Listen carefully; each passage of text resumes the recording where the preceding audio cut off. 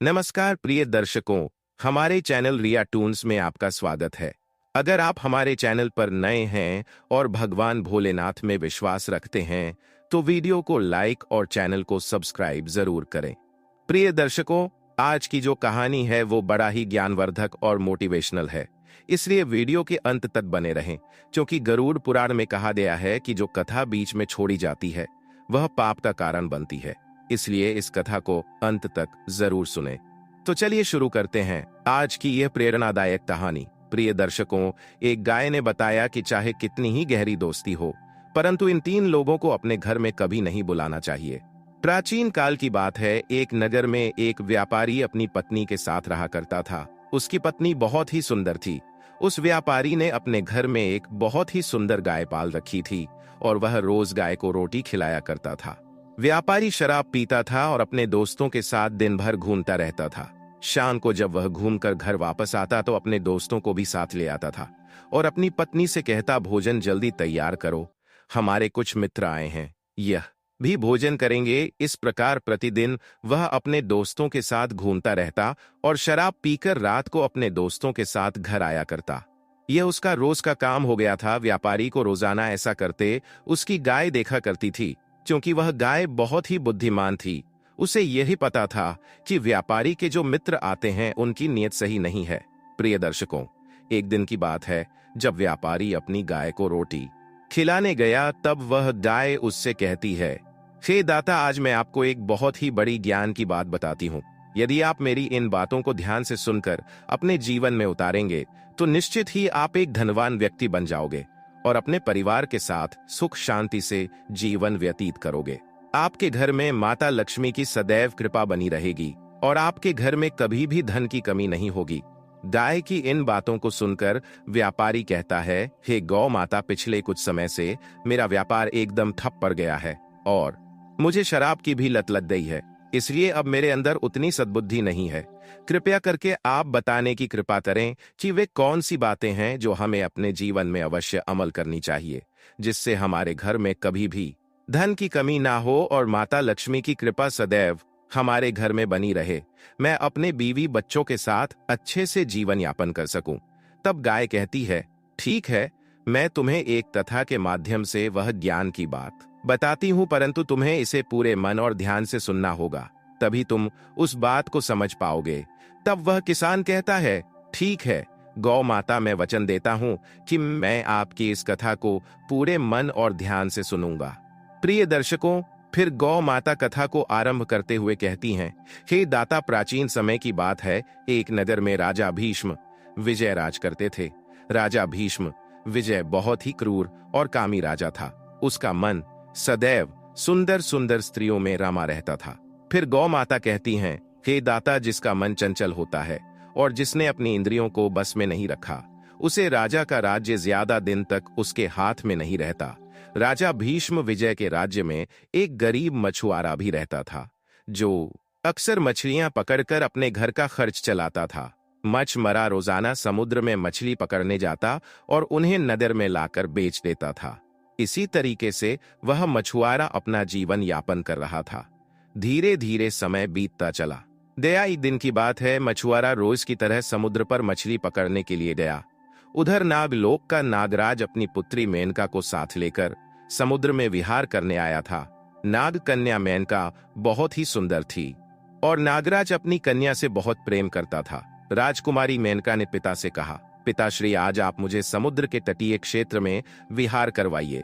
मैं वहां का नजारा देखना चाहती हूँ और पृथ्वी पर घूमना चाहती हूँ।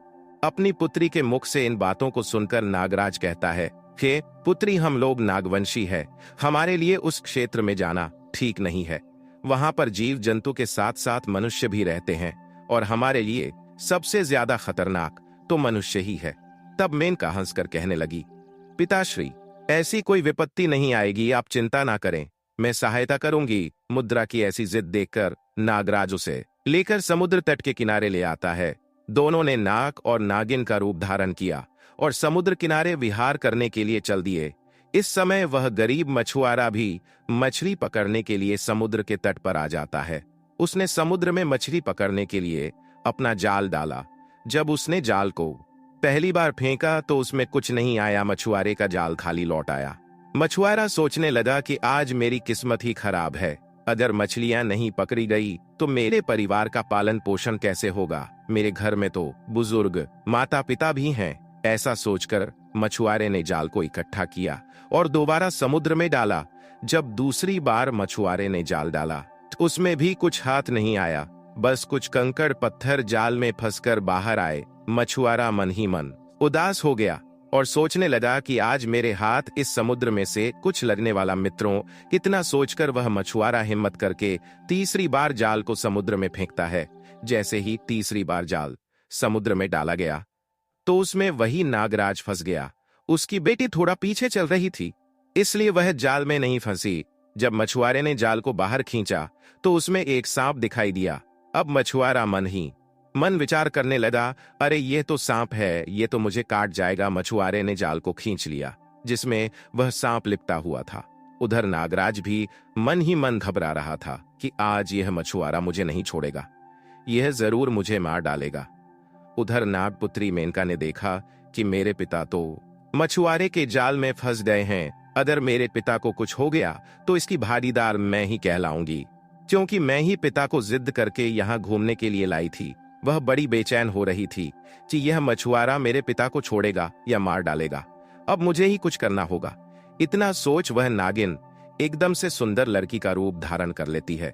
वह इतनी सुंदर बन जाती है कि अगर कोई उसे देख ले तो देखता ही रह जाए। सुंदर स्त्री का रूप बनाकर मेनका मछुआरे के पास पहुंच जाती है। मछुआरा बड़ा गरीब और बदसूरत था। मेनका मछुआरे के पास जाकर खड़ी हो जाती है और कहने लगती है, हे मछुआरे, तुमने जो सर्प को बंदी बना रखा है वह मेरे पिताजी हैं। आप यदि इन्हें छोड़ देंगे तो मैं आपके साथ विवाह कर लूंगी। उसे देखकर मछुआरे की आंखें खुली रह गई। मछुआरा होशियार तो था ही, अब वह मन ही मन सोचने लगा, इसका मतलब यह सुंदर लड़की इसी नाग की पुत्री है। यह तो बड़ी ही सुंदर है और अपने पिता को छोड़ने के बदले में यह मुझसे विवाह करने के लिए तैयार है। ऐसी सुंदर पत्नी तो मुझे 7 जन्मों में भी नहीं मिलेगी। अगर इस लड़की से मेरा विवाह हो गया तो मैं बहुत बड़ा भाग्यशाली हंगा धन दौलत की भी मेरे पास कोई कमी नहीं रहेगी। अपने मन में इतना सोचकर मछुआरा कहने लगा, मैं तुम पर कैसे विश्वास कर लूं कि तुम मेरे साथ विवाह करोगी। तब बंदी बने नागराज कहने लगे, बेटे, मैं तुम्हें वचन देता हूं, यदि तुम मुझे मुक्त कर दोगे तो मैं यहीं इसी क्षण तुम्हारा विवाह अपनी पुत्री के साथ कर दूंगा। जब मछुआरे के सामने मेनका ने भी वचन दिया तो मछुआरे को उन पर विश्वास हो गया। उसने नागराज को अपने जाल से मुक्त कर दिया। नागराज जाल से मुक्त होते ही अपने असली रूप में आ गए और मछुआरे से कहने लगे, बेटे, तुमने मुझ पर बड़ा उपकार किया है। मैं तुम्हारा विवाह अपनी बेटी के साथ यहीं पर संपन्न कर देता हूं। उसके बाद उन्होंने अपनी पुत्री को मछुआरे के साथ विदा कर दिया।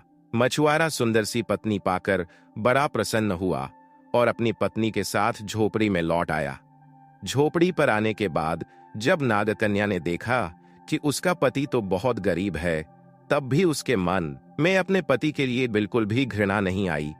अगर आज की कोई कन्या होती तो अपने पति को कोसती या बैठकर रोने लगती कि मैंने तो अपने हाथों ही अपने पांव पर कुल्हाड़ी मार ली है।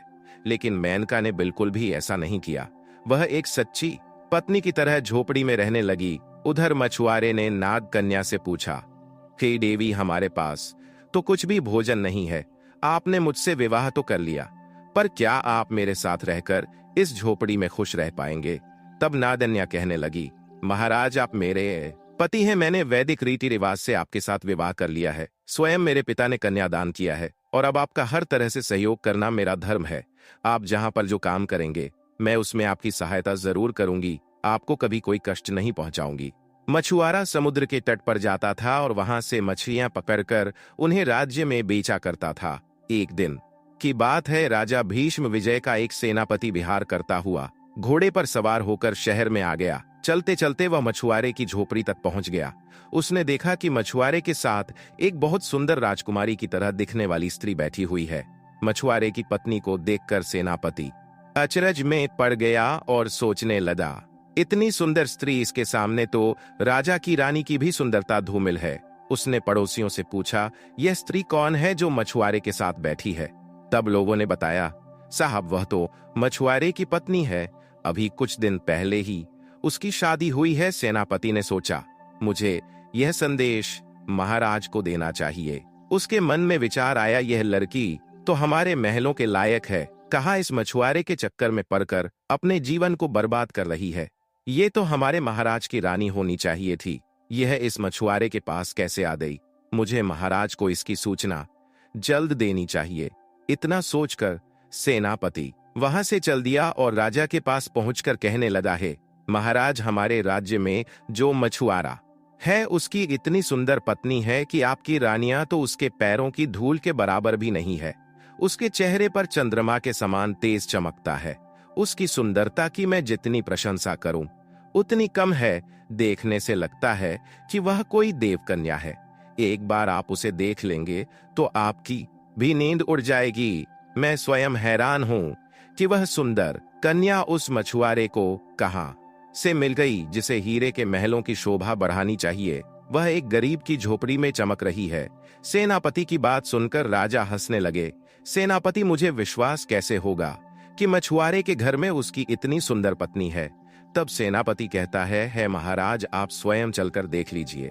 इसके बाद सेनापति राजा भीष्म विजय को लेकर मछुआरे के घर की ओर घोड़े पर सवार होकर चल देता है। जब मछुआरे ने देखा कि उसके द्वार पर स्वयं महाराज आए हैं तो उसने महाराज को देखकर उनका खूब आदर सत्कार किया।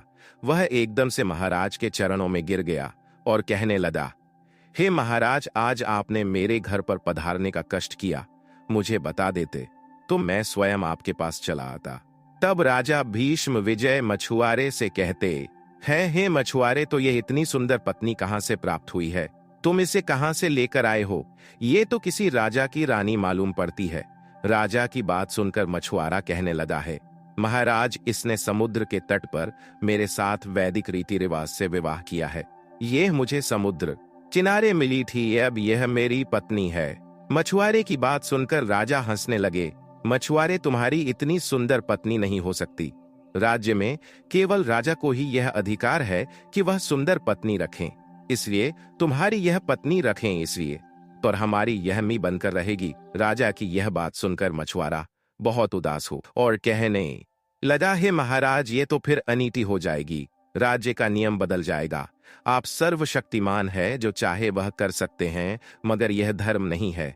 तब राजा कहता है, सुन मछुआरे, हमारी 3 शर्तें हैं। अगर तुम तीनों शर्तें जीत जाते हो तो यह स्त्री तुम्हारी रहेगी, और यदि हार गए तो तुम्हें यह पत्नी राजमहल में भेजनी पड़ेगी और तुम्हें इस देश से किसी दूसरे देश जाना पड़ेगा।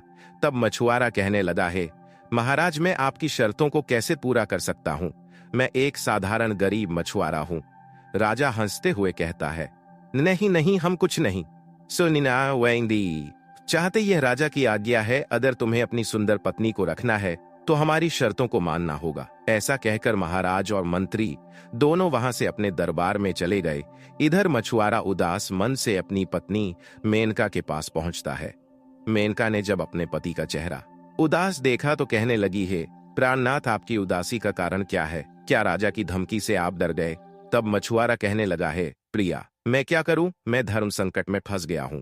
वह राजा है और तुम तो जानती ही हो, राजा जोगी, अग्नि, जल, इनकी उल्टी रेट होती है। इसे सदैव बचकर चलना चाहिए। राजा जी स्त्री को चाहे उसे भूलकर भी नहीं चाहना चाहिए। फिर मछुआरा आगे कहने लगा है, प्रिया, मैं सच कहता हूं, यदि तुम मेरे पास रहोगी तो राजा हमें रहने नहीं देगा। राजा हमें मार डालेगा। इसलिए मैं तुमसे आग्रह करता हूं कि तुम महाराज के महलों में चली जाओ। तुम्हारा जीवन भी स्वर्ग हो जाएगा और मेरी जिंदगी भी बच जाएगी। मछुआरे को अत्यंत चिंतित देखकर नागकन्या मेनका कहने लगी है, पतिदेव, आपने कैसे कह दिया कि मैं राजा के साथ चली जाऊंगी? मेरा विवाह तो आपके साथ ही हुआ है। स्वयं मेरे पिता ने तुम्हारे साथ मेरा विवाह किया है। मेरे लिए तो आप ही राजा है और आपकी झोपड़ी ही मेरे लिए महल है। मैं अंतिम सांस तक आपके साथ ही रहूंगी। मैं कभी तुम्हारा नहीं छोड़ूंगी। तब मछुआरा कहने लगा है, प्रिया, फिर राजा की शर्तों का पालन कैसे होगा? राजा की शर्तों को पूरा कैसे किया जाएगा? तब नागकन्या कहती है, देखो, तुम ऐसा करो महाराज के दरबार में जाओ और राजा से उसकी शर्तों के बारे में पूछना और राजा से कहना कि हे महाराज, हम आपकी शर्तें पूरी करने को तैयार हैं। अगर हमने आपकी शर्तें पूरी कर दी तो आपको भी देश से निकालना होगा। आपको भी राज्य छोड़ना होगा। शर्त हारने के बाद आपको भी इस राज्य पर राज करने का अधिकार नहीं होगा। मछुआरे ने ऐसा ही किया। अगले दिन मछुआरा राजा के दरबार में जाता है और जब मछुआरा दरबार में पहुंचता है तो राजा भीष्म विजय कहने लगता है, देख मछुआरे, हमारी पहली शर्त यह है कि हमने अपने महल में एक मुर्गा पाल हुआ है। यदि तुम्हारा मुर्गा हमारे मुर्गे को हर देता है तो तुम जीत जाओगे, और यदि हमारे मुर्गे ने तुम्हारे मुर्गे को हर दिया तो तुम्हारी पत्नी हमारे राजमहल में रहेगी और तुम्हें देश से निकाल दिया जाएगा। राजा की शर्त सुनकर मछुआरा कहने लगा, हे महाराज, मुझे आपकी शर्त मंजूर है, लेकिन यदि तुम्हारा मुर्गा हार जाता है और मेरा मुर्गा जीत जाता है तो फिर आपको भी देश छोड़कर निकालना चाहिए। राजा कहने लगा, ठीक है, मुझे तुम्हारी शर्त मंजूर है। राजा ने शर्त मंजूर कर ली और पूरे शहर में ढिंढोरा पिटवा दिया कि कल महाराज का मुर्गा और मछुआरे के मुर्गे की लड़ाई होगी। अब तो जैसे ही दूसरा दिन होता है तो पूरे शहर की भीड़ मुर्गे की लड़ाई देखने के लिए वहां जमा हो गई। इधर मछुआरा बड़ा परेशान होता है कि मैंने अपनी पत्नी के खाने पर राजा से शर्त लगा तो ली है, लेकिन मेरा तो राजा के मुर्गे के सामने 1 मिनट भी नहीं ठहर पाएगा। उसने अपनी पत्नी नाद कन्या से कहा, हे प्रिया, हमारा मुर्गा महाराज के मुर्गे से कैसे जीतेगा? तब मेनका ने कहा, हे प्राणनाथ, आप चिंता मत करो, हमारा मुर्गा ही जीतेगा। मित्रों, फिर गौ माता कहती हैं, हे दाता। यह कहकर नाद कन्या तुरंत नागिन के भेष में आई और पाताल में अपने पिता नागराज के पास पहुंच जाती है और नागराज को सारी कहानी सुनाती है। नागराज कहने लगा, पुत्री, अगर ऐसी बात है तो तुम चिंता मत करो, मैं तुम्हें एक शक्तिशाली मुर्गा देता हूं। यह ऐसा वैसा मुर्गा नहीं है, यह दिव्य मुर्गा है। इसके सामने राजा के मुर्गे की तो औकात ही क्या है। पृथ्वी के सारे मुर्गे भी एजैन तो भी इसके सामने 1 मिनट भी नहीं ठहर सकते हैं। पुत्री, आप इस दिव्य मुर्गे को ले जाइए। फिर उसका पिता अपनी पुत्री को वह दिव्य मुर्गा दे देता है। अब नाद कन्या उस दिव्य मुर्गे को लेकर अपनी झोपड़ी पर लौट आई है। फिर मछुआरा उसे दिव्य मुर्गा लेकर राज दरबार में हाजिर होता है। चारों तरफ राज्य के लोगों का जमावड़ा था। वे सब मुर्गों की लड़ाई देखने आए थे। दोनों मुर्गे लड़ाई जाते हैं, मछुआरे का दिव्य मुर्गा और राजा का मुर्गा, और उन्हें मैदान में छोड़ दिया जाता है। वह दिव्य मुर्गा था। पूरे दिन तो क्या 12 महीने तक अगर वह लड़ता रहा तो भी वह नहीं हार सकता था। फिर राजा और मछुआरे के मुर्गों के साथ लड़ाई शुरू हो जाती है। दोनों मुर्गों की घमासान लड़ाई होती है और कुछ ही समय में मछुआरे के मुर्गे ने महाराज के मुर्गे को पराजित कर दिया। राजा के मुर्गे की हालत खराब हो गई और वह जमीन पर गिर पड़ा। इस प्रकार महाराज भीष्म विजय की हार हो गई। चारों तरफ मछुआरे के मुर्गे की जय जयकार होने लगी। तब राजा और मंत्री दोनों कहते हैं, हे मछुआरे, हम शर्त नहीं हारे हैं। हमने तुमसे 3 शर्तें पूरी करने को कहा था, अभी हमारे 2 शर्तें बाकी है। तब मछुआरा कहने लगा है, महाराज, आप अपनी दूसरी शर्त भी बताइए। तब राजा कहता है, हे मछुआरे, एक ऐसी टोकरी लेकर आओ जो टोकरी अपने नगर से बाहर जो नदी बह रही है उसके बहाव को उल्टा कर सके। टोकरी लगाते ही नदी उल्टी दिशा में बहाने लगे, और यदि तुम नदी के बहाव को भी नहीं मोड़ सके तो फिर तुम्हारी पत्नी हमारे राजमहल में, हमारी रानीहल में हमारी रानी बनकर रहेगी। राजा की दूसरी शर्त सुनकर मछुआरा चुपचाप उदास मन से अपनी झोपड़ी की तरफ चल देता है। अपनी पत्नी नाग कन्या के पास आया और नाग कन्या से कहने लगा, हे प्रिया, हमारा मुर्गा लड़ाई में तो जीत गया, परंतु राजा ने एक और समस्या खड़ी कर दी है। तब नाग कन्या कहने लगी, कौन सी समस्या है, मुझे बताओ, महाराज ने ऐसा क्या कहा है? तब मछुआरा नाग कन्या को बताता है, राजा ने एक टोकरी लेकर आने को कहा है जो नदी के बहाव को उल्टी दिशा में बहा दे। मुर्गा तो आपने कहानी से लाकर दे दिया, अब टोकरी कहां से आएगी? हमारे पास ऐसी कोई टोकरी नहीं है। हम राजा की शर्त पूरी नहीं कर पाएंगे। अब तो तुम्हें हमारे पास से राजा के महलों में जाना ही होगा। ये बात जब नाग कन्या ने सुनी तो नाग कन्या ने कहा, हे पतिदेव, आप घबराए नहीं, मैं यह भी उपाय कर दूंगी, तुम चिंता मत करो। ऐसा कहकर नाग कन्या तुरंत नागिन का रूप बनती है और फिर से अपने पिता नागराज के पास पाताल लोक में पहुंच जाती है। नागराज ने पूछा, हे पुत्री, अब क्या समस्या आन पड़ी है? तब नाग कन्या मेनका कहने लगी, पिताश्री, आप तो जानते ही हो कि राजा भीष्म विजय हमसे नाराज है। उसकी नजर मेरे ऊपर टिकी है। वह मुझे पाने के प्रयास में मेरे पति के सामने नई नई शर्तें रख रहा है। अगर शर्त पूरी नहीं हुई तो राजा भीष्म विजय मुझे अपनी रानी बनाकर ले जाएगा। नागराज ने पूछा, पुत्री इस बार तुम्हारी क्या इच्छा है? तो नाग कन्या कहने लगी, पिताश्री आप तो जानते ही हैं कि आपने स्वयं मेरा विवाह उस मछुआरे से किया है और अब वही मेरा पति है। मैं उसे मछुआरे को कदापि नहीं छोड़ सकती हूँ। राजा ने दूसरी शर्त रखी है कि एक ऐसी टोकरी लेकर आओ जो नदी के बहाव को उल्टी दिशा में बहा सके। तब नागराज बोले, हे पुत्री तुम चिंता मत करो, मेरे पास भगवान शिव की दी हुई एक दिव्य टोकरी रखी हुई है। उस टोकरी को आप ले जाइए। जैसे ही आप उस टोकरी को नदी में डालोगे तो नदी का बहाव उल्टा हो जाएगा। मित्रों, फिर नाग कन्या उस टोकरी को लेकर अपनी झोपड़ी में चली आई और अपने पति से कहने लगी, है पतिदेव, यह टोकरी आप जैसे ही नदी में डालोगे वैसे ही नदी का बहाव उल्टी दिशा में बहाने लगेगा और आप जीत जाएंगे। लोगों की भीड़ नदी के किनारे एकत्रित हो गई। उधर वह मछुआरा भी अपनी दिव्य टोकरी लेकर नदी के किनारे पहुंच जाता है। तब राजा ने कहा, मछुआरे तुम अपनी टोकरी को नदी में डालकर नदी के बहाव को उलट कर दिखाओ। अगर तुम्हारी टोकरी ऐसा नहीं कर पाई तो तुम्हारी पत्नी फिर हमारी हो जाएगी।